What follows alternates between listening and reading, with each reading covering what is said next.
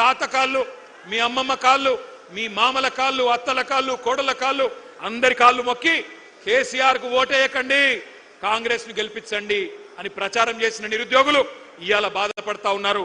ఇప్పుడే ఆ తమ్ముళ్ళు మాట్లాడింది మీరు విన్నారు. మాట తప్పిన ఈ జూటాగాళ్లను, మాట తప్పి ఇవాళ మిమ్మల్ని వంచిన ఈ దుర్మార్గులను, మిమ్మల్ని రెచ్చగొట్టి ఓట్లేయించుకొని అధికారం చేపట్టి నమ్మించి నట్టేట ముంచిన కాంగ్రెస్ ను ఏం చేయాలో మీరే ఆలోచించండి.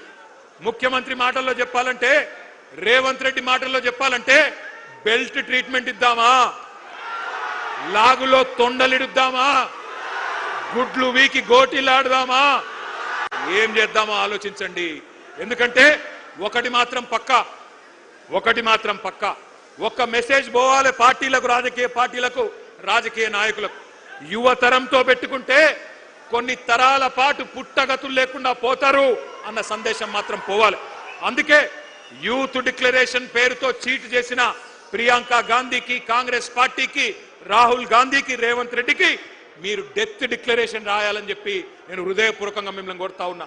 వాళ్ళ సావు దెబ్బ కొడితేనే, వాళ్ళకు డెత్ డిక్లరేషన్ రాస్తేనే వాళ్ళకు సోయొస్తుంది, బుద్ధి వస్తుంది. ఒక్కసారి యాద్ చేసుకోండి ఎన్ని వేషాలు. ఇక్కడున్న లోకల్ కాంగ్రెస్, కల్తీ కాంగ్రెస్ వాళ్ళు చెప్తే నమ్ముతలేరని చెప్పి ఢిల్లీకి వెళ్ళి టూరిస్టులను తీసుకొచ్చిండ్రు.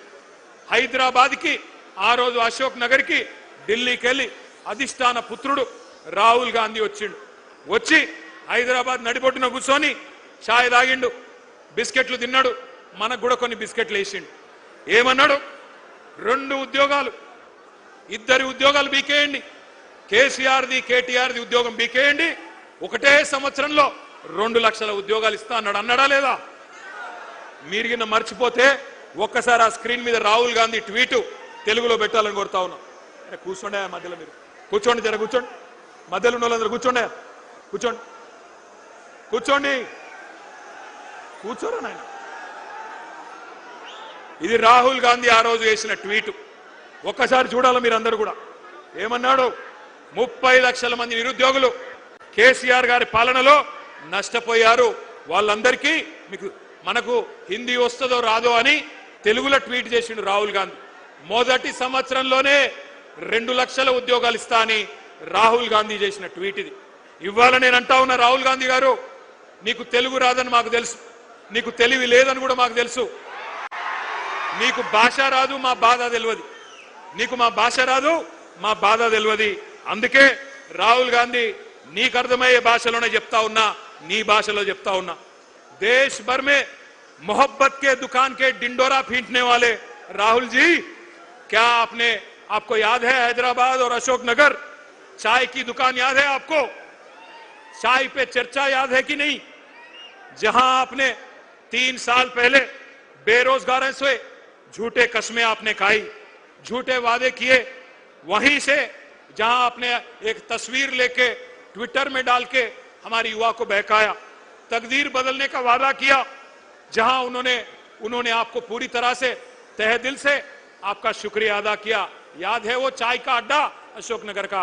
मैं राहुल जी से पूछना चाहता हूं, आज आपसे पूछते हैं राहुल जी, क्या हुआ आपका वादा? क्या हुआ 2 लाख नौकरियों का वादा? क्या हुआ जॉब कैलेंडर का वादा? क्या हुआ 4000 रुपया बेरोजगार भत्ते का वादा? क्या हुआ हमारे बहनों को स्कूटी देने का वादा? क्या हुआ युवाओं को 10 लाख इंटरेस्ट फ्री लोन देने का वादा? हम पूछते हैं राहुल जी, तेलंगाना युवा जान चुका है, जाग चुका है।